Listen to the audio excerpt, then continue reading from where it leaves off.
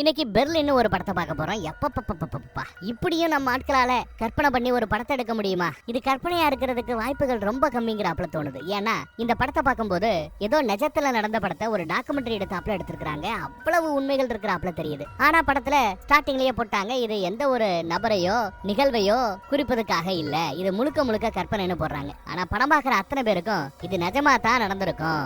எவனோ ஒரு பய, அதுவும் கவர்மெண்ட்ல வேலை பார்த்த பையதான் இந்த கதையை டைரக்டர் கிட்ட சொல்லி இருக்கணும்னு ஒரு சந்தேகத்தை உருவாக்குது. அப்படி என்னடா சந்தேகத்தை உருவாக்குற அளவு இந்த படம்ங்கிறத படம் பாருங்க, மிரண்டு போவீங்க. நம்ம இந்தியன் சிஸ்டத்துல இருக்கிற அதிகாரிகள் மேல நம்மளோட பார்வையே இந்த படம் பார்த்த பிறகு மாறுபடுங்கிறதுல எந்த மாற்று கருத்தும் இருக்காது. வாங்க அப்படி என்ன ஏறுங்கிறத படம் பார்த்து தெரிஞ்சுக்கலாம். இந்த படத்தோட ஸ்டார்டிங் சீன்ல சில மேட்டர்ஸ் ஓடிக்கிட்டு இருக்கு. ரஷ்ய அதிபர் புட்டின் இந்தியாவுக்கு வர இருக்கிறதாவும், காஷ்மீர் தனக்கே சொந்தம்னு இந்தியா சொல்றத அவரு ஓப்பனா ஆதரவு தெரிவிக்கிறதாவும், அவரோட வருகையை முன்னிட்டு பாதுகாப்பு ஏற்பாடுகள் எல்லாம் இந்தியால பலப்படுத்துறதாவும் ஏதோ நியூஸ்ல ஓடிக்கிட்டு இருக்குது. அது போக இன்னொருத்தவனையும் காட்டுறாங்க. ஸ்கூல்ல வாத்தியார் வேலை பாக்குறாரு. பேச முடியாத காது கேட்காதவங்க எல்லாம் இந்த சைகை மொழி பண்ணுவாங்க இல்லையா, அந்த சைகை மொழி தெரிஞ்சவர். அவரை ஹெட் மாஸ்டர் கூப்பிட்டு, எப்பா லீவ் வேணும்னா ஏன்ட்ட கேட்க மாட்டியா?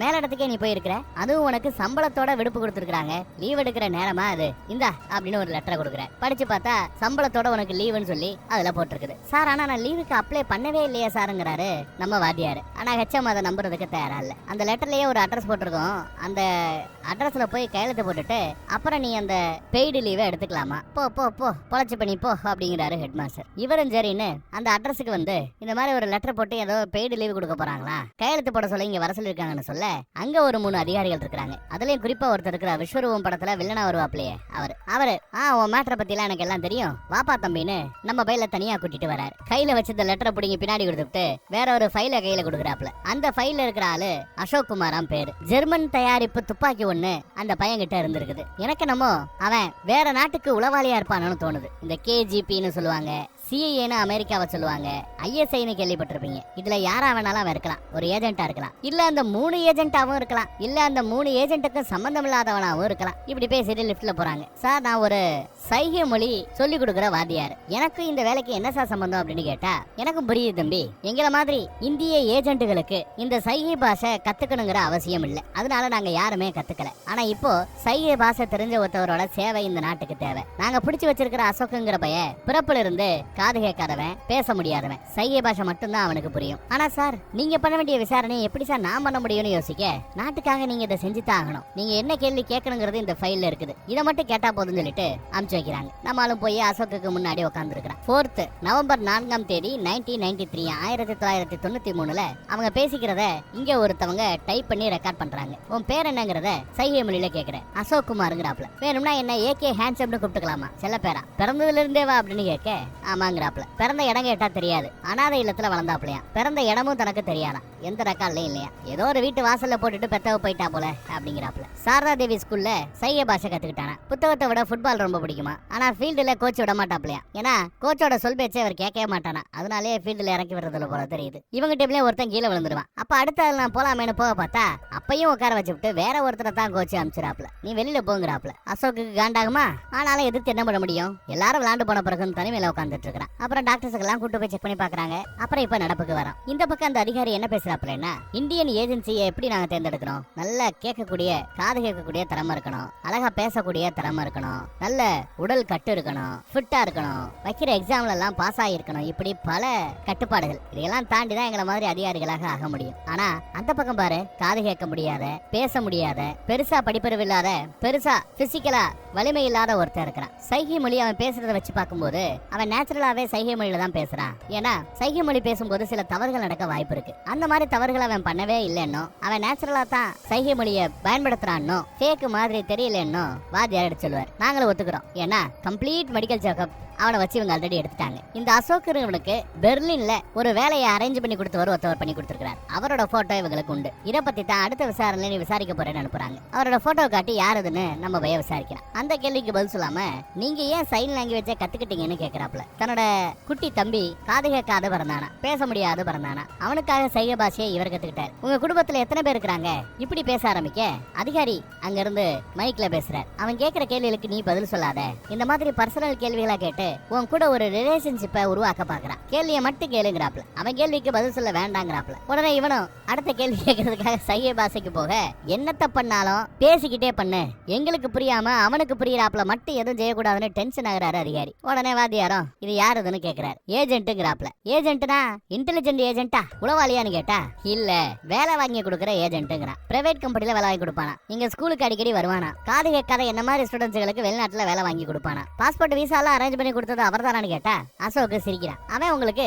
பெர்லின்னா என்னன்னே தெரியாதான்னு அவன் கேட்டு சிரிக்கிறான். அசோக் ஸ்வீட் பாய் அப்படிங்கிறான். நமக்கு ஒண்ணும் புரியல, அவன் ஏதோ ஒரு ஜோக் பண்றானா நக்கல் பண்றானான்னு புரியல. கட் பண்ணா நம்ம வாத்தியாரு ஒரு இடத்துக்கு வந்திருக்கிற அந்த கடையோட பேரு பெர்லினா. இப்பதான் அவன் ஏன் நக்கல் பண்ணாங்கிறதுக்கு அர்த்தம் புரியுது. பெர்லினா உங்களுக்கு என்னன்னு தெரியாதா அப்படின்னு அவன் கேட்ட கேள்விக்கான அர்த்தம் இப்பதான் புரியுது. ஏன்னா பெர்லிங்கிறது லோக்கல்ல இருக்கிற ஒரு கடையோட பேரு. நாம பெர்லின்னா வெளிநாட்டுல இருக்கிற பெர்லின் நினைச்சிட்டோம். இந்த லோக்கல் கடையில தான் அந்த ஏஜென்ட் வேலை வாங்கி கொடுத்திருக்கான் போல தெரியுது. அந்த பெர்லின் கடைக்குள்ள நம்மால டீயும் டோஸ்டும் ஆர்டர் பண்றாப்ல. Bread toast. அங்க கிடந்த நியூஸ் பேப்பர் எடுத்து படிச்சு பார்த்துட்டு இருப்பார். அங்க நம்ம அதிகாரியும் வந்திருக்கிறார். நான் நினைச்சேன் போற வழியில தான் இந்த பெர்லின் கடை இருக்குது, எப்படி இங்க வருவேன்னு நினைச்சேன், கரெக்டா வந்திருக்கிறேங்கிறாரு அதிகாரியும். இங்க வந்ததுனால உங்க புரோட்டோகாலுக்கு எதுவும் நான் ஆப்போசிட் எதுவும் பண்ணிடலையே, ஏதாவது தப்புப்பா அப்படின்னு விசாரிப்பேன். நேத்து கொஞ்சம் உங்ககிட்ட ஓவரா டென்ஷனா கத்திட்டேன்ல, அதுக்கு தான் சாரி கேட்க வந்ததா அதிகாரி சொல்றாரு. சார் நீங்க ஏதாவது சாப்பிடுறீங்களான்னு கேட்டா வேண்டாங்கிறாப்ல. அந்த பக்கம் அதிகாரியோ விசாரணையில இவங்க பேசிக்கிட்ட மேட்டரை ரெக்கார்ட் பண்ணி அதை திரும்ப திரும்ப கேட்டுட்டு இருக்காரு. அப்புறம் ஏதோ சில நோட்ஸ் எடுத்து ஒரு ஃபைல் மாதிரி ரெடி பண்ணி அதுல வம்புக்குனே ஒரு ஊசியை குத்தி வைக்கிறார். ஏன் அப்படி பண்றான்னு தெரியல. அப்புறம் உயரதிகாரி கிட்ட போய் அந்த ரெக்கார்ட் டீடைல்ஸை கொடுக்குறாப்ல இன்னொரு ஃபைலா போட்டு. உயரதிகாரியோ இன்னும் 7 நாள்ல ரஷ்யாவோட அதிபர் இங்க வர போறார், அவங்களுக்கு எந்த ஆபத்தும் இல்லைங்கிறத அதுக்குள்ள நாம உறுதி செய்யணுங்கிறாப்ல. அடுத்த செட் ஆஃப் கேள்விகளை கொண்டு வந்து வாத்தியார் கிட்ட ஒப்படைக்கிறார் அதிகாரி. அந்த பெர்லின் கடையை பத்தி நானும் சில கேள்விகளை ரெடி பண்ணிட்டு வந்திருக்கிறதா வாத்தியார் சொல்லுவாப்ல. அப்ப நம்ம அதிகாரி வெளியில இருந்து கேள்விகளை ரெடி பண்ணி கொடுக்க வேண்டியது எங்க வேலை, நீங்க ஜஸ்ட் வாய்ஸ் மட்டும் கொடுத்தா போதுங்கிறாப்ல. அந்த புட்டின்கிற கடையை பத்தி நிறைய டிராயிங் எல்லாம் வரைஞ்சு வச்சு கேள்விகளை ரெடி பண்ணி வச்சிருந்தாரு. அதையெல்லாம் ஒரு அதிகாரி கிழிச்சு போட்டுறான். அசோக் மறுபடியும் வருகிறார். அப்படி போற வழியில 2 பேரு ஜெயில கிடப்பாங்க. அவங்கள பார்த்து ஏளனமா சிரிச்சிட்டு அசோக் வருவான். அப்படி செல்லுல கிடந்த ஒருத்தவரோட போட்டோவை தான் யாரை பார்த்து சிரிச்சிட்டு வந்தானோ அவரோட போட்டோவை காட்டியே சில கேள்விகளை கேட்க சொல்றாங்க. இந்த ஆளை நீ எப்ப மீட் பண்ணேன்னு கேட்கிறாப்ல. அந்த பெர்லின் கடைக்கு அடிக்கடி அவன் வருவாங்கிறாப்ல. இந்த பிசினஸ்ல இருக்கிற எல்லா பேருமே அந்த பெர்லின் கடைக்கு அடிக்கடி வருவாங்கன்னு வேற அசோக் சொல்லி இருக்கிறான். இப்ப குட்டியா ஒரு பிளாஷ்பேக். அந்த பெர்லிங்கிற கடை எவ்வளவு முக்கியம்னா, அந்த கடையை சுத்தி ஒரு பக்கம் இந்தியன் உளவாளிகளுக்கான ஆபீஸ், இன்னொரு பக்கம் இந்தியன் வெளியுறவுத்துறைக்கான ஆபீஸ், இன்னொரு பக்கம் ஐநா சபையோட ஆபீஸ், இன்னொரு பக்கம் தூதரகம், ரஷ்ய தூதரகம். இவ்வளவு ஆட்களும் நடந்து போற தூரத்துல அவரோட ஆபீஸ பக்கம் பக்கமா போட்டிருக்கிறோம். வெறும் 2 கிலோமீட்டர் சரண்டிங்குள்ள இவ்வளவு ஆட்களும் இருக்கிறோம். எங்களுக்குள்ள நாங்க ஏதாவது ஒரு மெசேஜ ஒரு தகவலை பரிமாறிக்கணும்னா இங்கதான் வருவாங்களாம். கவர்மெண்ட்டுகளுக்குள்ள தகவல்களை பரிமாறிக்கிற ஒரு இடமா மாறி போச்சான். சரி, அந்த கடையில என்னப்பா வேலை பார்த்தேன்னு கேட்டா வெயிட்டர் வேலை, டேபிள துடைக்கிற வேலை, பாத்ரூம் கிளீன் பண்ற வேலையெல்லாம் பார்த்திருக்கான். அது மட்டும் தான் வேலையா இல்ல வேற ஏதாவது வேலைகளும் கொடுப்பாங்களான்னு கேட்டா அந்த கேள்விக்கு பதில் சொல்லாம உனக்கு யாரையா புஸ்கின்னு பேர் வச்சா, ஏன் வச்சாங்கன்னு கேக்குறான். இந்த கேள்விக்கு நான் என்ன பண்ணட்டும்னு அதிகாரியை பார்த்து நம்ம ஆளு கேக்குறாரு. இந்த கேள்விக்கு பதில் சொல்லவா வேணாமான்னு கேக்குறாப்ல. நான் கேக்குற கேள்விக்கு நீ பதில் சொன்னானா, நீ கேக்குற கேள்விக்கு இனி நான் பதில் சொல்லுவேன்னு அசோக்க சொல்லி இருக்கிறான். தனக்கு புஷ்கின்னு பேர் வச்சது தன் அப்பாவா, அவருக்கு பிடிச்ச ஒரு கவிஞரோட பேராம் புஷ்கின். அதிகாரி எதுவும் சொல்றதுக்கு முன்னாடியே இவன் சொல்ல ஆரம்பிச்சிட்டான். ஏன்னா அவங்க நோன்னு சொல்லல, ஆனா எஸ்ன்னு சொல்லல. இருந்தாலும் நம்மளால கொஞ்சம் முன்னாடி போற ஆள் தான். பெர்லின் கடையில அந்த ஏஜென்ட் இவங்களை வேலைக்கு சேர்த்து விட்டுட்டு கமிஷனை வாங்கிட்டு கிளம்பிடுறாரு. அப்புறம் அசோக்கு உள்ள வரான். கூடவே இன்னொருத்தர் வந்திருக்கிறார். 2 பேருக்கு வேலை கிடைச்சிருக்கு போல. இங்க இந்த பெர்லின் கடையில வேலை பார்க்கறதுக்கு ஒரே ஒரு தகுதி தான், அவங்க மோஸ்ட்லி காது கேட்காதவங்களா இருக்கணும். 100% இல்ல 100% காது கேட்காதவர்களா இருக்கணும். அப்பேற்பட்ட ஆட்களுக்கு தான் வேலை கொடுக்குறாங்களாம். இந்த காது கேட்காதவர்கள் பல பேரோட வேலை ரொம்ப சிம்பிளா டேபிள்லயே உட்கார்ந்து இருக்கிறதா வேலையா. வெறும் டேபிள்ல உட்கார்றது ஒரு வேலையா அப்படின்னு கேட்டா ஆமா. ஒரு டேபிள்ல இருந்து பக்கத்து டேபிளுக்கு இவங்க பேசுற அந்த இன்ஃபர்மேஷன் போய் சேர்ந்துட கூடாதுன்னு நடுவுல சுவர கட்ட முடியாது. அதுக்கு பதிலா எங்களை மாதிரி ஆட்கள் பிசிக்கலா காது கேட்காத ஆட்கள் உட்கார்ந்துட்டு இருப்போம். பாடி, நாம போட்டிருக்கிற ட்ரெஸ், இது எல்லாமே சவுண்ட கொஞ்சம் அப்சர்வ் பண்ணும். சோ பக்கத்து டேபிளுக்கு சவுண்ட் கேட்காம இருக்கிறதுக்கு ஒரு தடையா காது கேட்காத இவர்களை பயன்படுத்தி இருக்காங்க பக்கத்து டேபிள்ல உட்கார்ந்து இருக்கிறவங்க. அடா பாவிகளா. அதே மாதிரி எங்களை மாதிரி காது கேட்காத ஆட்களை டேபிள்ல உட்கார வைக்கிறதுனால வேற ஒரு நல்ல விஷயம் என்னன்னா, முக்கியமான இந்த கவர்மெண்ட் ஆட்கள் அவர்களை தவிர்த்து வேற யாராவது வந்தா வந்து பார்த்துட்டு டேபிள் இல்ல கூட்டமா இருக்குன்னு சொல்லி அவங்களை வெளியில அனுப்பிச்சிடலாம் இல்லையா. அதுக்கும் இது வசதியா இருக்கா. காது கேட்காத இந்த பசங்களை மேனேஜர் கூப்பிடுறதுக்கு அங்க இருக்கிற லைட்டை தான் அமுக்குவாரு. ஒரு லைட்டரையும் பசங்களை யாராவது ஒருத்தர் பார்த்தா அந்த இன்னொரு ஆளுக்கு இன்ஃபார்ம் பண்ணுவாங்க. அவர் உடனே கிளம்பி மேனேஜரை பாக்குறதுக்கு வெளியில வருவார். டேபிள உட்காரச்சணும் ஜம்முன்னு ட்ரெஸ் பண்ணிட்டு டேபிள்ல உட்காந்துருவார். பணம் கைமாறும், தகவல் கைமாறும், துப்பாக்கிகள் கைமாறும், பணம் கைமாறும், பெட்டிகள் மாறும். இப்படி பல விஷயத்தை அவன் பார்த்திருக்கான். இந்தியாவோட ராக்கெட் தொழில்நுட்பத்தை மேம்படுத்துறதுக்காக ரஷ்யாவோட கிரையோஜெனிக் டெக்னாலஜியை இந்தியா கையெழுத்து போட்டு வாங்குறான். கையெழுத்து ஆல்ரெடி போட்டுச்சு. இது இஸ்ரோவோட வளர்ச்சிக்கு பெரும் உதவியாக இருக்கும்னு நினைக்கிறாங்க. ஆனா அமெரிக்கா இத தப்பான நோக்கத்துல வெளியில பேசிட்டு இருக்காங்க. இந்த ராக்கெட் டெக்னாலஜி எல்லாத்தையுமே விண்வெளி ஆராய்ச்சிக்கு தான் நாங்க பயன்படுத்த போறோமே தவிர இன்னொரு நாட்டை அழிக்கிறதுக்காக இல்லன்னு இஸ்ரோ விளக்கம் சொல்லி இருக்குது. இது போக நம்ம வாத்தியார் எங்க போனாலும் சரி அவரை வாட்ச் பண்றதுக்கான சில பேரு சுத்தி உழவு பார்த்துக்கிட்டு இருப்பாங்க. ஒரு வண்டியில இருக்கிறாரு இந்த அட்ரஸ் எதுன்னு சொல்ல முடியுமான்னு கேட்க இவனு என்னன்னு பாத்துட்டு இருந்தா இன்னும் 2 பேர் வந்து அப்படியே வண்டிக்குள்ள தள்ளி அழகா தூக்கிட்டு போயிட்டாங்க. வாத்தியார தூக்கி கட்டி போட்டு தண்ணி எடுத்து மூஞ்சில ஊத்துறாங்க. கையும் காலையும் கட்டி போட்டு வச்சிருக்காங்க. ஒரு வயசானவர் வந்து நிக்கிறாப்ல. உன் பேரு புஷ்கின் வர்மா தானே அப்படின்னு கேட்டா ஆமாங்கிறான். இவ யாரும் தெரியுமான்னு ஒரு போட்டோவை காட்டுறாங்க. தெரியாதுங்கிறான். இவ யாரும் தெரியுமான்னு வேற ஒரு போட்டோவை காட்டுறாங்க. இந்த போட்டோல இருக்கிற ஆளத்தான் அன்னைக்கு விசாரணையின் போது காட்டி இவன் யாரு என்னன்னு நம்ம ஹீரோ அசோக் கிட்ட விசாரிச்சிருப்பாப்ல வாத்தியார். அதனால தெரியுங்கிறாப்ல. இப்ப இவர் காமிச்ச அந்த 2 போட்டோல இருக்கிற ஆட்களும் தங்களோட ஆட்களாம். கவர்மெண்ட்லயே இருக்கிற நாங்க வேற டிபார்ட்மெண்ட், அவங்க வேற டிபார்ட்மெண்ட். எங்களுக்குள்ளேயே நிறைய விஷயங்களை நாங்க ரகசியமா வச்சுப்போம். எங்களோட ஆட்கள் 2 பேரை அவங்க சந்தேகத்தின் பேர்ல அரெஸ்ட் பண்ணி வச்சிருக்காங்க. சார் ஏன் சார் என்ன எப்படி இப்படி கட்டி வச்சிருக்கீங்க? எனக்கு அந்த கேஸ பத்திய டீடைல் எதுவும் தெரியாது. அவங்க என்ன கேள்வி கேட்க சொல்றாங்களோ அத சைகை மொழியில நானே எடுத்து சொல்லுவேன். அவ்வளவுதான் ஏன் வேலைங்கிறான். அதை தவிர்த்து வேற எதையுமே என்கிட்ட அவங்க சொல்ல மாட்டாங்கிறான். ஆனா அவங்க கிட்ட கேள்விகளை வந்து ஒரு டாக்குமெண்ட் பண்ணி வச்சிருப்பாங்கல்லன்னு கேட்டா ஆமா, ஆனா அதெல்லாம் வெளியில எடுத்துட்டு போறதுக்கு அனுமதி இல்லைங்கிறாப்ல. ஆமா ஆமா எங்களுக்கு இருக்கிறாப்ல அவங்களுக்கு புரோட்டோகால் இருக்கும் தானே அப்படிங்கிறாரு பெரியவர். சரி நான் ஏன் இங்க இருக்கிறேன்னு கேட்டா நம்ம பையில கண்ணை கட்டி கார்ல வேற எங்கேயோ கூட்டிட்டு வராங்க. இந்த பெரியவர் சில கேள்விகளை எழுதி கொடுக்குறார். அசோக் குமார்ட்ட நாங்க கேட்க வேண்டிய கேள்விகள் இதுன்னு கொடுக்குறார். இந்த கேள்விகளை வாய்ப்பு இருக்கும் போது கேளு. டாக்குமெண்ட் உள்ள எடுத்துட்டு போக முடியாது. கேள்விகளை மனப்பாடம் பண்ணிக்கோ. அப்புறம் இந்த மேட்டர்ல அவங்க கிட்ட சொல்லணும்னு நினைக்காத. ஏன்னா எங்களுக்கு ஆட்கள் அவங்களோட டிபார்ட்மெண்ட்டுக்குள்ளே இருக்கிறாங்க. ஸ்மார்ட்டா பிஹேவ் பண்ணு சொல்லி உசுரை இழந்துடாதன்னு இவனை வெளியில தள்ளி விட்டு இவன் ஐட்டங்களை தூக்கி போட்டு போயிடுறாங்க. நாம என்னவோ நம்ம அதிகாரிகள் தான் இவனை ஃபாலோ பண்றாங்க நினைச்சா வேற டிபார்ட்மெண்ட் இவனை கடத்தி கொண்டு போய் சேட்டை பண்ணிடுச்சு. அடுத்த நாள் என்ன கேள்வி கேட்கணும்னு சொல்றாங்களோ அதுலயே அவங்க காமிச்ச அதுல போட்டோ ஒண்ணு இங்க இருக்குது. அதே போட்டோ காமிச்சு இவங்க வேற கேள்வி கேட்க சொல்றாங்க. ஆள் ஒரு மாதிரி சோகமா உள்ள உட்காந்துட்டு இருக்கிறத பார்த்துட்டு நம்ம அதிகாரி கரெக்டா கேக்குறாரு. ஒருவேளை அந்த டிபார்ட்மெண்ட்டுக்காரனுங்க இவனை கடத்திட்டு போயிட்டாங்களா என்ன? ஆளு பார்த்தா ஒரு மார்க்கமா இருக்கிறானே இவனை நம்பலாமான்னு அவங்களுக்குள்ள கேள்வி. சரி நீ 1 வருஷமா அந்த பெர்லின் கடையில வேலை பார்த்தேல ஏதாவது அன்யூசுவலா நோட் பண்ணியா அப்படின்னு கேக்குறாப்ல. இன்னும் விளக்கமா கேளுங்கிறாப்ல அசோக். அந்த போட்டோவை காட்டி இந்த போட்டோல இருக்கிறவர் பேர் தெரியுமான்னு கேட்டா மிஸ்டர் மேக்தாங்கிறாப்ல நம்ம அசோக். அப்ப வேற ஒருத்தர் உள்ள போய் இன்னொரு ஃபைல கொடுத்துட்டு போறார். அதுல ஒரு போட்டோ இருக்குது. அந்த போட்டோ பார்த்தா நம்ம பையில கடத்தினாப்ல இல்ல அந்த டிபார்ட்மெண்டோட அதிகாரி அந்த பெரியவர் அவரோட போட்டோ அது. அதை பார்த்து ஏதாவது ரியாக்ட் பண்ணுவானா அப்படிங்கறத தெரிஞ்சுக்கணும் தான் நம்ம அதிகாரிகள் காத்துட்டு இருக்காங்க. அவன் அந்த போட்டோவை பார்த்து பயந்ததுமே ரொம்ப சிம்பிளா அதிகாரி கண்டுபிடிச்சாப்ல. இவன் காம்ப்ரமைஸ் ஆயிட்டான். இனி வாய்ப்பு கிடைக்கும் போது அந்த டிபார்ட்மெண்ட் என்ன கேள்விகளை கேட்கணும்னு ஆசைப்படுதோ அந்த கேள்விகளையும் உள்ள சொருகி கேட்பான் அப்படிங்கறத அதிகாரி ரொம்ப ஈஸியா கண்டுபிடிச்சாப்ல. இவரை தெரியுமான போட்டோ எடுத்து நீட்டுறார். யாருதுன்னு கேக்குறார். இவர் பேரு ஜே.வி. ராமனா. இவரும் அதே பெர்லிங்கிற கடைக்கு வருவார் போல தெரியும். அந்த கஃபேல வேலை பார்க்குற என்ன மாதிரி ஆட்கள் யாருமே அங்க இருக்கிற ஆபீசர்ஸ் கூடயோ இல்ல அந்த ஆபீசர்ஸுக்கு தகவல் கொடுக்கக்கூடிய இன்ஃபார்மர்ஸ் சோர்ஸ்னு சொல்லுவோம் அவங்க கிட்டயோ நேரடியாகவோ மறைமுகமாகவோ எந்த ஒரு கம்யூனிகேஷனையும் வச்சுக்க மாட்டோங்கிறாப்ல அசோக்.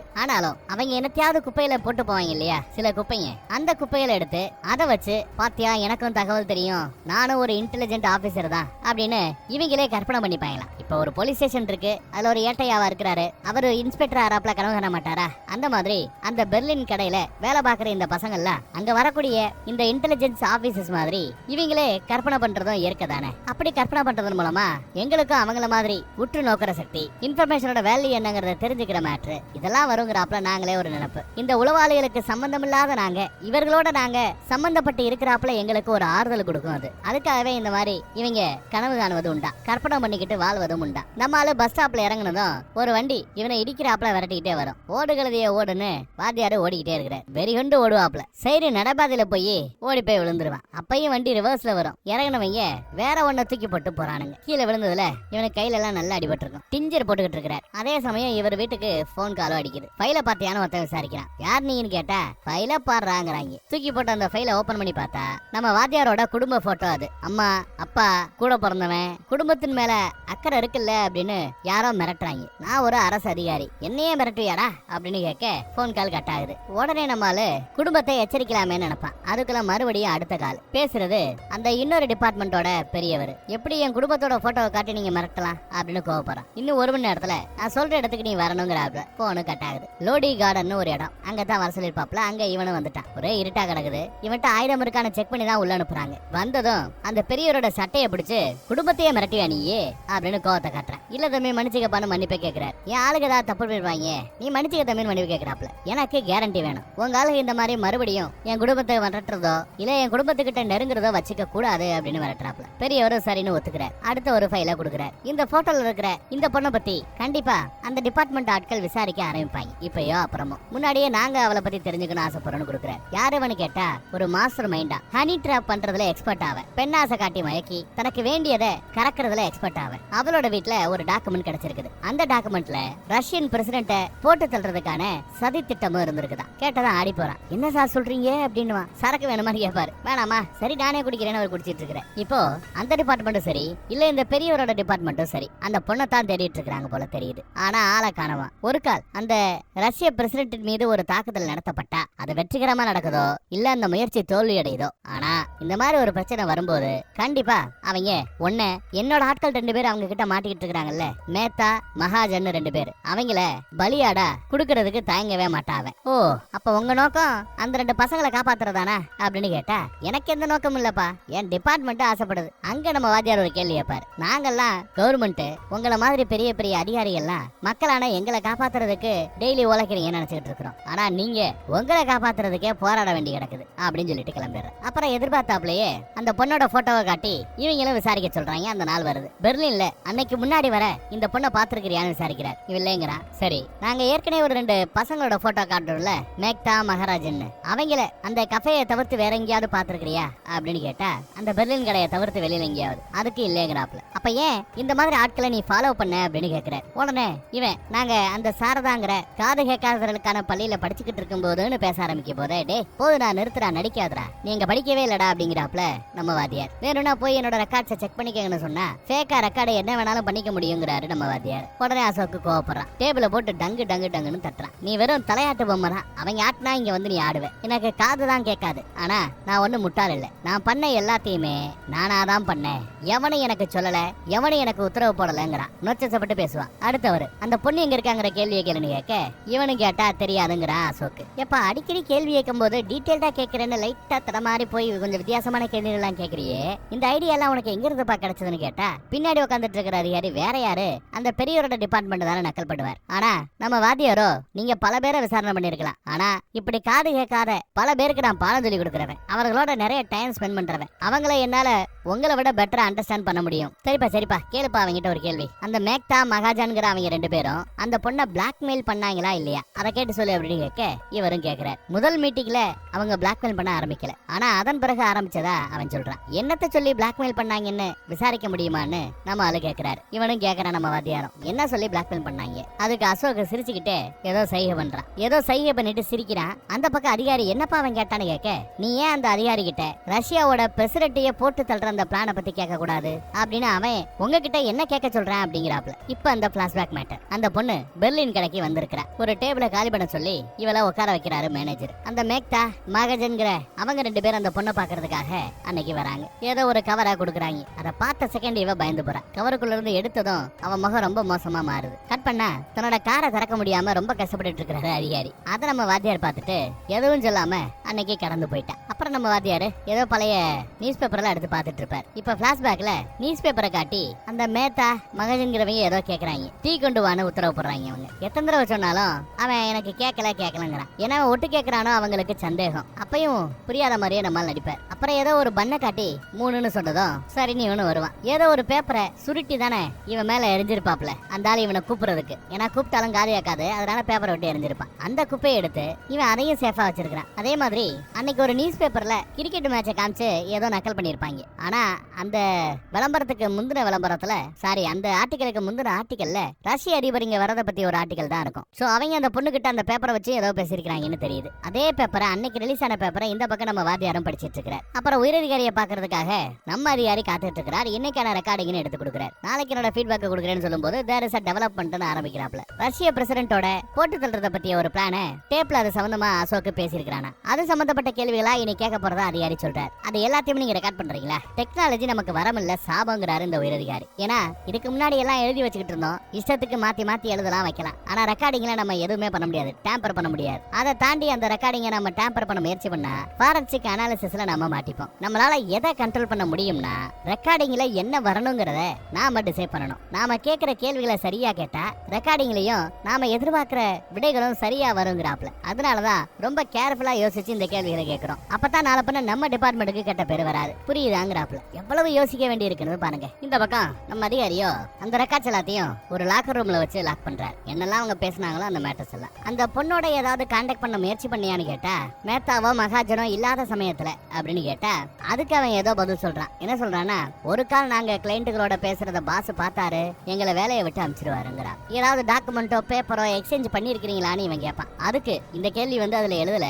அந்த கேள்வியை கேட்க போய் அதுக்கு நம்ம அசோக் குமார் ஏதோ பதில் சொல்லுவார். அதுக்குள்ள அதிகாரி காண்டாயி எழுதியிருக்கிற கேள்வியை மட்டும் கேளுன்னு சத்தம் போடுறார். ஏன்னா உயரதிகாரி சத்தம் போட்டிருக்காருல, தேவையில்லாத கேட்டு அது ரெக்கார்ட்ல வந்துட போதுன்ட்டு. அடுத்த கேள்வியை கேட்கறதுக்கு முன்னாடியே தன் விரலால ஏதோ ஒரு சைகை பண்றாப்ல அந்த ஃபைலை ஓபன் பண்ணி. அந்த சைகையை இந்த பக்கத்துல இருக்கிற அதிகாரிகள் பார்த்திருக்க வாய்ப்பில்ல. அப்புறம் கேள்வி கேட்கிறான், ரஷ்யன் பிரசிடென்ட்டோட டிராவல் பிளானோட அந்த பொண்ணுக்கோ மேத்தாவுக்கோ மெகஜனுக்கோ ஏதாவது கனெக்ஷன் இருக்குதா அப்படின்னு கேட்டா இல்லங்கிறான். உடனே அடுத்த கேள்வி அப்படின்னு அதிகாரி சத்தம் போடுறார். இதுக்கும் விரல்ல சைகை பண்றார். ரஷ்யன் பிரசிடென்ட்டோட இந்தியா விசிட் சம்பந்தப்பட்ட கான்ஃபிடென்ஷியல் டீடைல்ஸ் ஏதாவது உனக்கு தெரியுமா அப்படின்னு கேட்டா அதுக்கும் நோன் தான் பதில் வருது. மேத்தாவுக்கோ மகஜனுக்கோ உனக்கு ஏதாவது தொடர்பு இருக்குதான்னு கேட்டா அதுக்கும் நோன் தான் பதில் வருது. இவர் அதிகாரியாச்சே, அந்த ஃபைலை தூக்கிட்டு ஏதோ சைகை காட்டுறாங்கிறத இவரு நோட் பண்றாரோ என்னவோ கோவப்படுறாப்ல மனுஷன். கதவு வழியா செக் பண்ணி பார்த்தா விரலால நோன்னு சொல்றது அப்பட்டமா தெரியுது. மாட்டிக்கிட்டாப்ல கழுத்தை பிடிச்சி நெருக்கிறாரு, குத்த போறாரு. இந்த வேலை ஒரு குளத்து பக்கம் தூக்கிட்டு வந்து சுட போறாங்க. சுடுவாரு, ஆனா அவன் மேல படாதபடி தரையில சுடுவார். அலறி போயிட்ட அலறி. சிரிக்கிறதா அழுகிறதான்னு தெரியாம ரெண்டையும் சேர்த்து செய்யறான். இப்ப அதிகமா வர்றது சிரிப்பு தான். என்ன கொல்றதா இருந்தா நீங்க மொத அட்டம்ப்ட்லயே கொண்டு இருப்பீங்களே அப்படின்னு பேசுறேன். நமக்கு ஒண்ணும் புரியல ஏன் இந்த டைலாக் விடுறான்னு. யாருக்காக வேலை பாக்குற? எனக்காகவா இல்ல அந்த பெரியவரோட டிபார்ட்மெண்ட்டுக்காகவா? யாருக்காக வேலை பாக்குறேன்னு கேட்டா இந்தியாக்காக வேலை பாக்குறதா சொல்றான். நீ அந்த பெரியவரோட டிபார்ட்மெண்ட் கேள்விகளை அசோக் கிட்ட கேட்டதானே அப்படிங்கிறார். நான் எவனோட கேள்வியையும் கேட்கல. அப்பப்ப அசோக் கிட்ட உங்களோட கேள்விகளுக்கு விடை சொன்னா என்ன விளைவு ஏற்படுங்கிறத சொல்லி அவங்கிட்ட எச்சரிக்கை கொடுத்ததா சொல்றாரு. ஏன்னா எனக்கு உண்மையை தெரிஞ்சுக்கிறதுல மட்டும்தான் ஆர்வம் இருக்குங்கிறாப்ல. என்னடா உண்மை அப்படின்னு அவர் கேட்பாரு. எல்லா கவர்மெண்ட்லயும் ஏகப்பட்ட டிபார்ட்மெண்ட்ஸ் இந்த மாதிரி இருக்கு. அவர்களுக்கும் ஏகப்பட்ட ரகசியம் இருக்குது. உண்மை என்ன தெரியுமா? நாம என்னத்தை ரெக்கார்ட் பண்றோமோ, நாம என்னத்தை டைப் பண்றோமோ, நாம என்னத்தை டாக்குமெண்ட் பண்றோமோ அதுதான்டா உண்மைங்கிறாப்ல. ஆனா என்னோட வேலை அசோக்கோட உண்மையை கண்டுபிடிக்கிறது, அவனோட உண்மையான ஸ்டேட்மெண்ட்டை ரெக்கார்ட் பண்றது. நீங்க மனிப்புலேட் பண்ற இந்த விஷயத்தை ரெக்கார்ட் பண்றது ஏன் வேலை இல்லைங்கிறான். ஆமா தெரியாம கேட்கிறேன், யார் உங்களுக்கு அதிகாரம் கொடுத்தது ஒருத்தவனோட ஸ்டோரியை எப்படி மாத்தி ரெக்கார்ட் பண்றதுக்கு அப்படிங்கிறாப்ல. கேள்விகள் மூலமாவே ரொம்ப ஈஸியா கரையா மாத்திர முடியும் போல. அதை புரிஞ்சுக்கிட்டு தான் இவன் அந்த கேள்விகளை கேட்க விரும்பல. உங்களுக்கு என் கூட வேலை பார்க்கறது பிடிக்கலன்னா வேற ஒரு டிரான்ஸ்லேட்டரை வேலைக்கு வச்சுக்கோங்க, ஆளை விடுங்க சாமின்னு அசால்ட்டா போறான். முதல் தடவை இருக்கப்போ இவங்க கிட்ட மாட்டும் போது இருந்த பயம் இப்ப தைரியமா மாறி போச்சு. துப்பாக்கியை காட்டி மிரட்டியுமே அசால்ட்டா சிரிச்சுட்டு வந்திருக்கான். ஒண்ணுக்கு 2 டிபார்ட்மெண்ட்டை சரி பண்ணி இருக்கான். இப்போ போன் கால் வருது. சமாளிச்சிருக்கிறான்னு சொல்லலாம். போன் கால் வருது. யாரு? அந்த பெரியவரோட டிபார்ட்மெண்ட் ஆட்களா இருக்குமோ. காலை எடுக்கிறதுக்குள்ள போன் ஆஃப் ஆயிடுது. அடுத்து கொஞ்ச நேரத்துல மறுபடியும் போன் கால். பயந்துகிட்டே கால் அட்டன் பண்ணுவான். ஊர்ல இருந்து கால் வந்திருக்கு. அம்மா தான் பேசுறாங்க. எல்லாம் ஓகே தானு கேட்டா எல்லாம் ஓகேங்கிறாங்க. லெட்டர் வந்துச்சான்னு கேட்டா என்ன லெட்டர்னு கேக்குறேன். ஒரு லெட்டர் வரலையேங்கிறான். உன் கல்யாணத்துக்காக ஒரு நல்ல ப்ரொஃபைல் கிடைச்சிருக்கு, ஒரு நல்ல குடும்பம், டெல்லியில கவர்மெண்ட் எம்ப்ளாயியா அந்த லேடி இருக்குதான், அந்த பொண்ணு இருக்குதான். அவரோட பயோடேட்டாவை 10 நாளைக்கு முன்னாடி உனக்கு அமிச்சாச்சே, அதெல்லாம் கிடக்கட்டும், எல்லாரும் நல்லா இருக்கீங்களேன்னு விசாரிக்கிறான். எல்லாம் நல்லா இருக்கிறதா அம்மா சொல்றாங்க. பொண்ணோட அட்ரஸ் போன் நம்பர் எல்லாமே இருக்கு, நேர்ல பாத்துட்டு சொல்லுங்கிறாங்க அப்பாவும் அம்மாவும். சரிம்மா பாத்துக்கங்க, பத்திரம் வைக்கணும்னு சொல்லி வைக்கிறான். அப்புறம் போய் இவனோட லெட்டர் பாக்ஸ் ஓபன் பண்ணி பார்த்தா நிறைய லெட்டர்ஸ் அவன் கவனிக்கவே இல்லை போல. பார்த்தா அடுத்தும் வேற வழி இல்லாம இவனை தான் கூப்பிட்டுருக்காங்க. என்ன காயம் அப்படின்னு அசோக் கேட்பான். பரவாயில்லன்னு இவரும் பதில் சொல்லுவார். சில நாட்களுக்கு முன்னாடி நீங்க என்னைக்காவது தனிமையை உணர்ந்திருக்கீங்களான்னு என்கிட்ட கேள்வி கேட்டேன்ல அப்படின்னு கேட்க, ஆமா கேட்டேங்கிறான் அவன். நானும் சம்டைம்ஸ் தனிமையை உணர்வது உண்டு, ஆனா உன்ன மாதிரி தனிமையில இருக்க வாய்ப்பு இல்ல. பிளாஷ்பேக்ல இவனுக்கு பார்த்த பொண்ணோட போட்டோ பயோடேட்டா எல்லாமே வருது பார்த்துட்டு இருக்கிறான். இந்த தடவை என்ன இருக்குன்னா, நீ என்ன கேள்வி வேணுமோ கேளு, தாராளமா கேளுன்னு கொண்டு வந்து விட்டுருக்காங்க போல தெரியுது. ஆனா இதை எதையும் ரெக்கார்ட் பண்றாப்ல தெரியல. ஃப்ரீயா பேச விட்டு அவங்க ஏதோ யதார்த்தமா நின்று கேட்டுட்டு இருக்காங்க. எங்க தனிமையோட உன் தனிமையை கம்பேர் பண்ணும்போது உன்னோட தனிமையோட ஆள அதிகங்கிறாரு. பார்த்தா இவனுக்கு அந்த பொண்ணு மேல ஒரு கண்ணு. அந்த மேத்தா மகஜன்கிறவங்க அவளை ஏதோ மிரட்டி எங்கேயோ வண்டியில கூட்டிட்டு போவானுங்க. வண்டி நம்பர் கூட நோட் பண்ணிருப்பான், 3483. போலீஸ் ஸ்டேஷன்ல ரொம்ப காலமா கேப்பாரட்டு கிடக்கிற வண்டிகள் எடுத்து அதை ரெடி பண்ணி கொடுக்கக்கூடிய ஒரு ஃப்ரெண்டு ஒருத்தர் இருக்கிறார். அவரும் அதே மாதிரி காது கேட்காதவர், பேச முடியாதவர் தான், அதே ஸ்கூல்ல படிச்சவர் தான். அவர்கிட்ட போய் அந்த பொண்ணை கூட்டிட்டு போன அந்த வண்டி நம்பர் கொடுத்து இந்த வண்டி நம்பர் ஓனர் யாரு என்னன்னு கண்டுபிடிச்சு சொல்ல முடியுமான்னு நான் கேட்டேங்கிறான். ஏன்னா அவனுக்கு நிறைய போலீஸ்மேன் கவர்மெண்ட் ஆபீசர்ஸ் கூட கனெக்ஷன் இருக்குதான். எந்த ஓனரோட அட்ரஸையும் நம்பரையும் கண்டுபிடிக்க முடியுமா? அடுத்து கரெக்டா அந்த வண்டி நம்பரை போட்டோவோட கொண்டு வந்து முன்னாடி நிப்பாட்டுறாரு. இவனுக்கு அந்த காரோட அட்ரஸ் கிடைச்சிருச்சு ஃப்ரெண்டு மூலமா. அங்கேயே வந்து நிக்கிறான். வண்டி உள்ள நிக்குது. இப்படித்தான் ஒரு வீட்டு அட்ரஸை கண்டுபிடிக்க முடிஞ்சது. அடுத்த கேள்வி, மகஜனோட அட்ரஸை எப்படா கண்டுபிடிச்சேன்னா, அன்னைக்கு ஒரு குப்பையை தூக்கி அடிச்சு திரும்பி பார்க்க சொன்னார்ல, அது ஒரு பஸ்ஸோட டிக்கெட். அந்த பஸ் எங்க இருந்து எங்க போகுங்கிறத அந்த டிக்கெட்டை வச்சு ரொம்ப ஈஸியா கண்டுபிடிச்சிடலாம். அவர் இறங்குற பஸ் எப்பவுமே 783 அதுதான் இறங்குவாரு. ரொம்ப ஈஸியா கண்டுபிடிச்சிட்டான். அந்த பஸ் டிக்கெட்ல ரேட்டு போட்டிருக்கோம். அந்த ரேட்டு 4 ஸ்டாப் இருக்கக்கூடிய ஒருத்தர் ஏறி 4 ஸ்டாப்பை தாண்டி இறங்கினாருன்னா அவருக்கு எவ்வளவு காசு வாங்குவாங்களோ அந்த காசு தான் வாங்கியிருக்காங்க. அதை வச்சு 4 ஸ்டாப்புக்கு முன்னாடி தான் அப்படிங்கறத கண்டுபிடிச்சாங்க. 3rd INA market bus stop, 4th Safdarjung ஒரு பஸ் ஸ்டாப். சோ அவன் அந்த பஸ் ஸ்டாப்ல இருந்து தான் ஏறி இருக்குங்கிறத இவர் ஒரு பஸ் ஸ்டாப்புக்கு போய் பஸ் ஸ்டாப்ஸ் இருக்கக்கூடிய ஒரு லிஸ்ட்டை வாங்கிட்டு வருவாப்ல. எந்தெந்த பஸ் எந்தெந்த பஸ் ஸ்டாப்ல நிக்கும், டைமிங் இருக்கிறது எல்லாத்தையுமே காசு கொடுத்து வாங்கியிருப்பான். அதுல பார்த்து தெரிஞ்சுக்கிறான். இப்ப நம்ம அதிகாரி இப்படி எல்லாம் ஒரு அட்ரஸை கண்டுபிடிக்கிற இந்த வித்தையெல்லாம் யார் அவனுக்கு சொல்லி கொடுத்தான்னு கேட்டா எல்லாம் மூலங்கிறான்.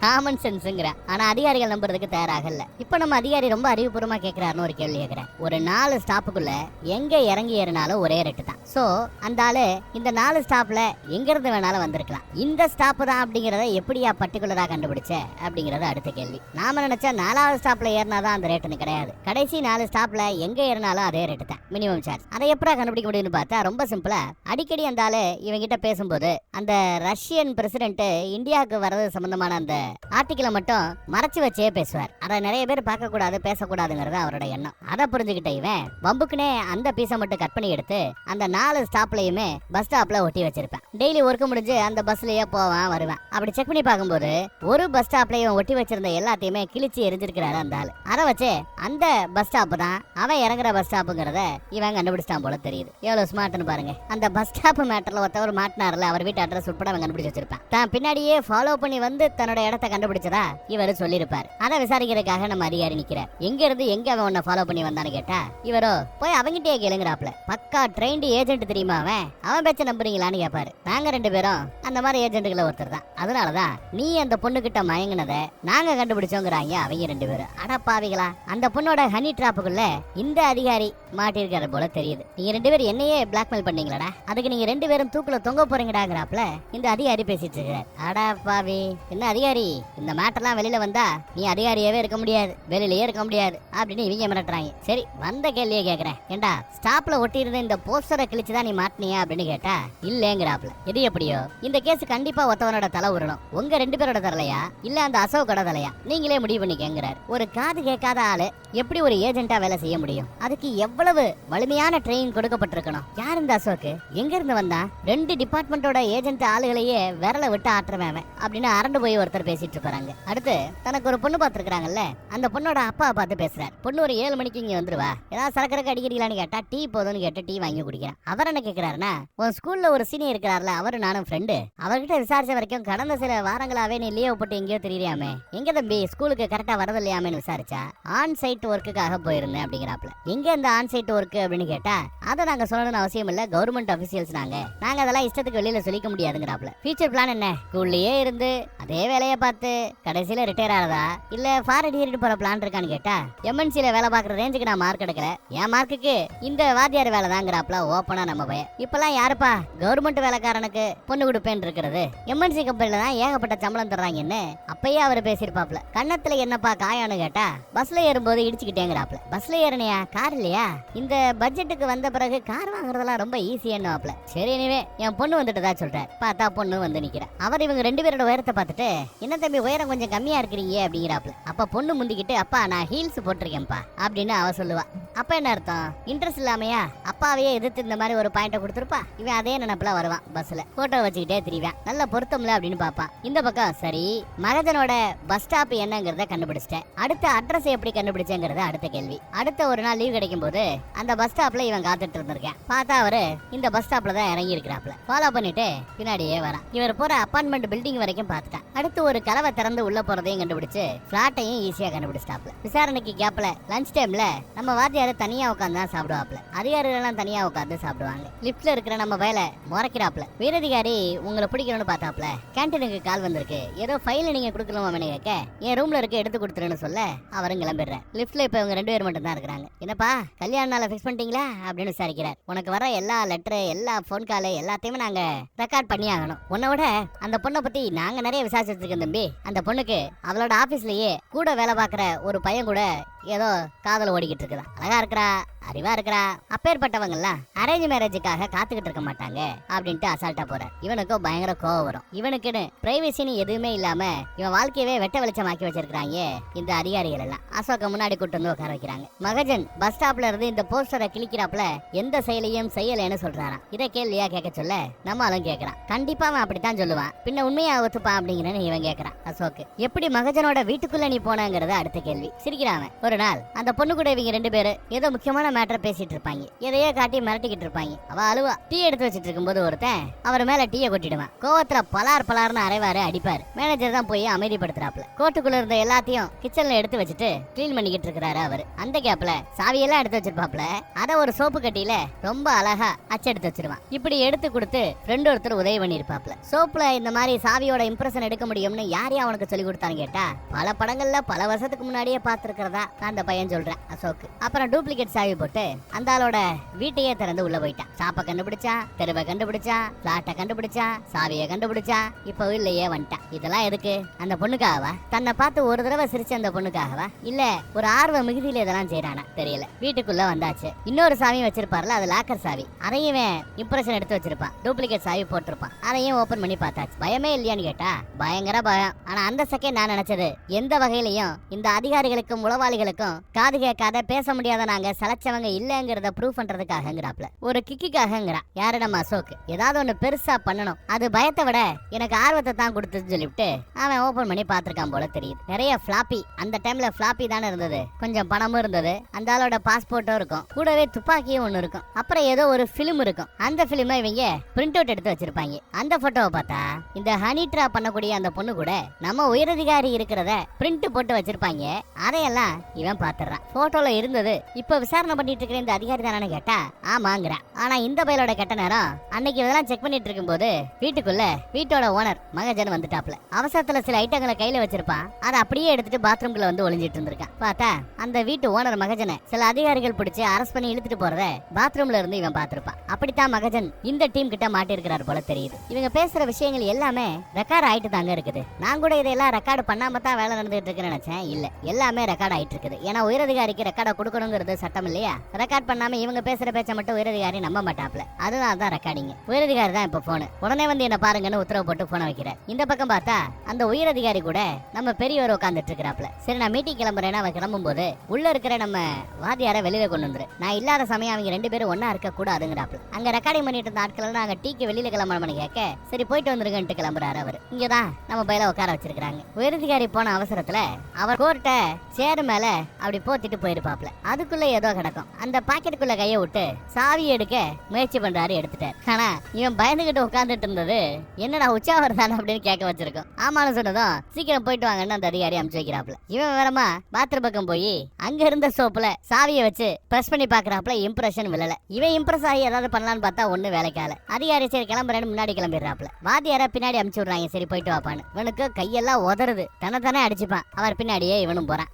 இல்ல ஆபீசர் டோரை லாக் பண்ணிட்டான். உள்ள வந்தவன் மேல இருக்கிற டிராயரை ஓபன் பண்றான். ஒன்னும் உருப்படி அதுல எதுவும் இல்ல. ஏதோ எக்ஸ்பென்ஸ் ரிப்போர்ட் தான் இருக்குது. அடுத்த டிராயரை ஓபன் பண்ணா நிறைய ஃபைல்ஸ் இருக்குது. அதை எடுக்க பார்த்தா ஏற்கனவே குண்டூசி குத்தி வச்சிருந்தாரா, அது கைய குத்திரும். இவனும் ஒருத்தன் உள்ள வந்து ரகசியமா சேஃப்ல இருக்கிற அந்த ஃபைலை எடுத்து கேமரா மூலமா விதவிதமா போட்டோ எடுத்துட்டு இருக்கிறான். ஒரு கால் அந்த பெரியவரோட டிபார்ட்மெண்ட் சார்பா யாரோ ஒருத்தர் இங்க வேலை பாக்குறான்னு சொன்னோம்ல, அது இவர் தான் போல தெரியுது. பாத்ரூம் பக்கம் யாரோ இருக்கிறத பார்த்துட்டு துப்பாக்கி எடுத்து இந்த பக்கம் பாத்ரூம் பக்கம் வந்தா இவன் தான் ஒளிஞ்சிட்டு இருக்கிறான். உன்னை யாரா இங்க வர சொன்னதுன்னு கேக்குறாப்ல. அதுக்குள்ள அதிகாரியும் மேல வர்றார். மேல வந்து பார்த்தா டேபிள்ல இவரோட சாவி இருக்கும். ஒருவேளை நாம தான் மறந்து வச்சுட்டோமோ நினைக்கிறார். இன்னொரு அதிகாரி சரி கிளம்பலான்னு பார்த்தா போக வேண்டாம் இருங்கிறாப்ல. டிராயர் பார்த்தா நல்லா மூடாம இருக்குது. அப்ப யாரோ வந்திருக்காங்கன்னு அர்த்தம். பாத்ரூம் பக்கம் செக் பண்ணுன்னு சொல்ல பாத்ரூம் பக்கம் போய் ஓபன் பண்றாங்க. உள்ள யாரும் இல்ல. டிராயரை ஓபன் பண்ணி பார்த்தா அதுல ரத்த கரை இருக்குது. செம டென்ஷனா இருக்கு இவருக்கு. வண்டியை கொண்டு போய் எங்கேயோ நிப்பாட்டுறாரு. நான் செத்துப்பட நேரம் அங்க அப்படிங்கிறாப்ல. நீ தான் அந்த உளவாளியான்னு கேக்குற. நீ மட்டும் சொதப்பாம இருந்திருந்தா நான் ஃபுல் ஆதாரங்களையும் அப்ப நான் போட்டோ எடுத்திருப்பேன். அதை நான் என்னோட அந்த பெரியவர்கிட்ட கொடுத்திருந்தா அவர் உள்ள மாட்டிக்கிட்டு இருக்கிற என்னோட நண்பர்களை வெளியில எடுத்திருப்பேன். இங்க டிபார்ட்மெண்ட் மேல எந்த கலங்கனும் இல்லங்கிறத நாங்களால ப்ரூவ் பண்ண முடிஞ்சிருக்கும். இப்படி எல்லாம் புலம்புறாப்ல. ஒரு பொண்ணை பிளாக்மெயில் பண்ண 2 தப்பானவங்களுக்காக நீங்க இவ்வளவு ரிஸ்க் எடுக்கணுமான்னு இவன் கேக்குறான். ஏன் அவங்க அந்த ரிஸ்க் எடுக்கல? அவங்க டிபார்ட்மெண்ட்ல இருக்கிற ஒரு அதிகாரி அந்த பொண்ணு கூட இருந்த தொடர்பை மறைக்கிறதுக்காக அவங்க இவ்வளவு ரிஸ்க் எடுக்கும் போது நாங்க ரிஸ்க் எடுக்க கூடாதான்னு இவன் கேக்குறான். அடா பாவிகளா டேய், அன்னைக்கு நீ பாத்ரூம்ல யாரு நம்ம அசோக் குமார் பாத்ரூம்ல ஒளிஞ்சுக்கிட்டு இருந்தான் மகஜன் வீட்டுல. மகஜனை நாங்க தான் பிடிச்சோம். அந்த போட்டோஸோட ஒரிஜினல் பிலிம்ஸ் எங்கன்னு கேட்டு மிரட்டணும். அவன் தொலைஞ்சு போச்சுன்னு திருடப்பட்டு விட்டதுன்னு நம்மளையே அவ மாட்டிக்கிட்டாங்கிற மேட்ரை எங்க பெரியவர்கிட்ட இன்ஃபார்ம் பண்றதுக்காக நான் வெளியில போனா இன்னொருத்தவன் நானும் கூட வருவேன் நடமுடிச்சு என் கூட வந்துட்டான். இல்லனா அன்னைக்கே நான் போன் பண்ணி பெரியவர்கிட்ட இன்ஃபார்ம் பண்ணிருப்பேன்.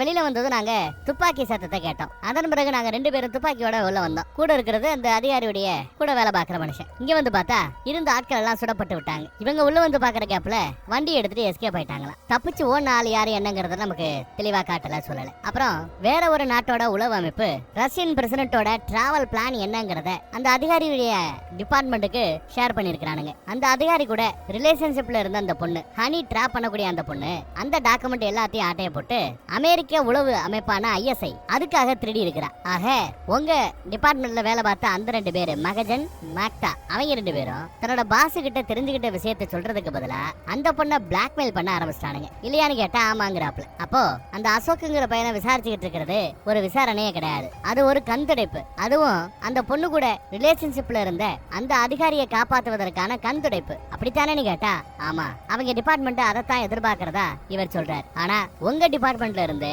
பிளாக்மெயில் பண்ணி தப்பான பேர் எடுத்த மேக்தா மகஜன் அவங்கள காப்பாத்தணுங்கிறது தான் உங்க பெரியவரோட டிபார்ட்மெண்டோட எண்ணம். கரெக்டானு கேட்டா அதுக்கு இவரும் ஆமாங்கிறார். கட் பண்ணா இப்போ 2 டிபார்ட்மெண்ட் ஆட்களும் நேருக்கு நேரா சந்திச்சுக்கிறாங்க. ஒரு பெரிய டீல் இந்த 2 டிபார்ட்மெண்ட் ஆட்களும் போட்டுக்கிறாங்க. அந்த பொண்ணு ஆக்சுவலா பெரியவரோட டிபார்ட்மெண்ட் கஸ்டடியில தான் இருக்கிறா. அவளை ஒப்படைச்சிட்டு இவங்க டிபார்ட்மெண்ட்டை சேர்ந்த மேக்தா மகஜன் அவங்கள கொடுத்துட்டு இந்த பொண்ணை அவர் எக்ஸ்சேஞ்சா வாங்கிக்கிறார். நாட்டுக்கு நடுவுல எப்படி நடந்தா பரவாயில்ல, டிபார்ட்மெண்ட்டுக்கு நடுவுல அதுவும் இந்தியால நடக்கிறதுங்கிறது ரொம்ப துரதிஷ்டம். அது மட்டும் இல்லாம இன்னொரு ஃபைலையும் கொடுக்கிறார். அதுலதான் இவர் அந்த பொண்ணு கூட இருந்த எல்லாத்தோட ஒரிஜினல் பிலிம்ஸ் எல்லாம் இருக்கும். இதுதான் மகஜனோட வீட்டுல இருந்து அன்னைக்கு திருடப்பட்டது. திருடினது நம்ம அசோக். அது எல்லாத்தையுமே பெரியவர் ஒப்படைக்கிறார். இப்ப அந்த பொண்ணு தனக்கு நடக்க போற விபரீதம் புரியாம அங்க நிக்கிறா. கண்கட்ட அவுத்த பிறகுதான் எதுக்கு இருக்கிற ஆள் யாருன்னு அவளுக்கு தெரியும். எல்லாம் நடந்து முடிஞ்சு போச்சுங்கிறாப்ல. நான் அந்த அதிகாரி ஜெயிக்க விட மாட்டேன். அந்த அப்புறாணி அசோக்க மாட்டி விடுறதுல அவனை ஒரு கண்துடைப்புக்கு பயன்படுத்துறதுல எனக்கு விருப்பம் இல்ல. நான் கேள்வி கேட்கிற வர அவன் மாட்டாங்கிறாப்ல. சரி முயற்சி பண்ணு சொல்லி இவரை இறக்கி விட்டுட்டு அவர் கிளம்பிடுறார். வீட்டுக்கு வந்தா கால் வருது.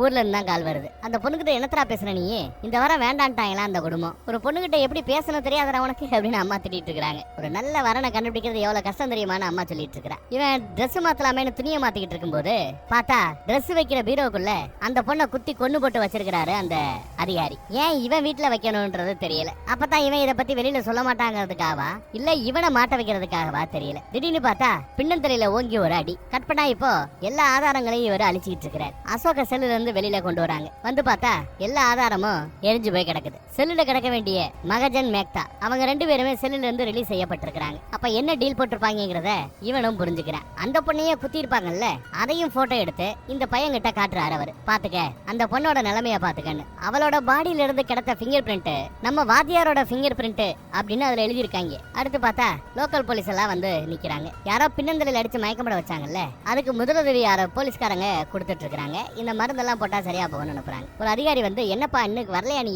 வேலைக்கு அப்படின்னு வந்து நிக்கிறார். என்னாச்சுன்னு விசாரிச்சா போலீஸ் அந்த டெட் பாடியை பார்க்கலாமே நீங்க வந்திருக்காங்க. டெட் பாடி எங்கடா அப்படின்னு கேட்டா அந்த ரூம் பக்கம் வந்து பார்த்தா அங்க டெட் பாடி இல்ல. யாரோ என்ன பின்னந்தலையில் அடிச்சாங்க, மயங்கி விழுந்து திருத்தி முழி பார்க்கும்போது அங்க டெட் பாடி கிடந்துதான். அதன் பிறகு பக்கத்து வீட்டுக்கு ஓடி போய் அங்க இருந்து போலீஸ் ஸ்டேஷனுக்கு எல்லாம் போன் பண்ணிருக்கான். அடுத்து போலீஸ் ஆட்கள் வந்த பிறகுதான் போலீஸோட சேர்ந்து தன்னோட வீட்டுக்குள்ள ரூமுக்குள்ள போயிருக்கான். அப்படி போய் பார்க்கும்போது அங்க டெட் பாடி இல்ல. கேள்வி கேட்கிற பேர்ல தன்னை ஓட்டிக்கிட்டு இருக்கிறாப்ல நம்ம வாத்தியாரு ஃபீல் பண்ணுவாப்ல. நாங்க விசாரிச்சவர போலீஸ்காரங்க வரும்போது டெட் பாடி இல்ல, அந்த பொண்ணை நாங்களும் தான் தேடிக்கிட்டு இருக்கிறோங்கிறாப்ல இந்த அதிகாரி பேசுறாரு. சரி இந்தா இன்னைக்கான கேள்விகள்னு ஃபைலை ஒப்படைக்கும் போதுதான் தன்னோட ஃபைல்ல வச்சிருந்த அந்த குண்டூசி குத்துனது இவனோட கைகள்ல தாங்கிறத கண்டுபிடிச்சிடார். ஏன்னா விரல் நுனியில லைட்டா அந்த ரத்த பஞ்சு அடிச்சிருக்கும். சோ அது அவருக்கு தெரிஞ்சு போச்சு. ஏதோ கேக்குறான், நம்மளால ஏதோ பதில் சொல்றாரு, அதெல்லாம் நமக்கு சொல்லல. அடுத்து ஸ்ட்ரெயிட்டா மேட்டருக்கு வராரு. மகஜனோட வீட்டுல துப்பாக்கி சத்தம் கேட்டு கீழே போனவங்க மேல வந்து பார்க்கும்போது 2 டெட் பாடி அதுல கிடந்தது. இவங்க 2 பேரையும் நீ எப்படி கொன்ன அப்படின்னு கேக்குறாரு. அதுக்கு நம்ம அசோக்கு ஏதோ பதில் சொல்றான். இந்த பக்கம் நம்ம வாத்தியார் ஏதோ பேசுறாரு, நமக்கு ஒண்ணும் புரியல. அதே மாதிரி அதிகாரிக்கும் புரியல. டேய் என்னடா பேசுறீங்க, சொல்லிட்டு பேசுங்கடான்னு கேக்குறாப்ல. அவன் என்னோட தம்பியை பத்தி விசாரிக்கிறான். என் தம்பிக்கு என்னாச்சுன்னு கேக்குறான் அப்படின்னு சொல்ல அந்த கேள்விக்கு தான் பதில் சொன்னதா சொல்றாப்ல. அவன் தேவையில்லாத பேசி ஏதாவது ஒரு கட்டுக்கரையை வெளியில கொண்டு வர பாப்பா, அதெல்லாம் கண்டுக்காத, நீ கேள்வியை மட்டும் கேளுன்னு கேட்க அதானே இங்க வேலையே, நீங்களும் அத்தனை பண்றீங்க, கட்டுக்கரையை உருவாக்குறீங்க அப்படின்னு கேட்டு நக்கல் பண்ணுவாப்ல நம்மால. எப்படி அந்த 2 பேரை கொன்ன அதுக்கு பதில் சொல்லுன்னு மறுபடியும் கேக்குறாப்ல. அன்னைக்கு என்ன நடந்ததுன்னா 2 அதிகாரிகள் கீழே போன பிறகு 2 பேர் அந்த மகஜனை யாருக்கோ போன் பண்ண சொல்லி மிரட்டிக்கிட்டு இருக்கும் போது பாத்ரூம்ல இருந்து வெளியில வந்தவன் ஒரு அதிகாரிய சுட்டு கொண்டு இருக்கிறான். இன்னொரு அதிகாரி உஷாராகும் போது அங்க இருந்த ஒரு வாட்ச் எடுத்து தலையில அடி நடிச்சு இவர் தான் கொண்டு இருக்கிறார். மறுபடியும் நம்ம ஹீரோ கேக்குறார், அந்த ஏஜென்ட்டுக்குள்ள ஒரு ஆள நீ கொன்னையா அப்படின்னு திரும்ப கேக்குறார். ஆமான்னு அவன் தலையாட்டுவான். அன்னைக்கு அந்த குப்பையை தான் மேல தூக்கி போட வரல, அதே மாதிரி இன்னைக்கு இவன் அந்த குப்பையை இவன் மேல தூக்கி போடுவான். ஓபன் பண்ணி படுறான்னு ஒரு அட்ரஸ் எழுதி தூக்கி போடுவான். அப்புறம் ஏதோ என்கிட்ட அவன் மகஜன் பேசினான். அவன் என்ன பேசினாங்கிறது என் காதுல விளையாட, எனக்கு தான் கேட்காதே. எனக்கு காது கேட்காதுன்னு தெரிஞ்சு ஏன் அவன் அதை பேசணும்? ஏன்னா அப்புறம் தான் தெரிஞ்சது ஏற்கனவே டயல் பண்ணி வச்சிருந்த ஒரு போன்ல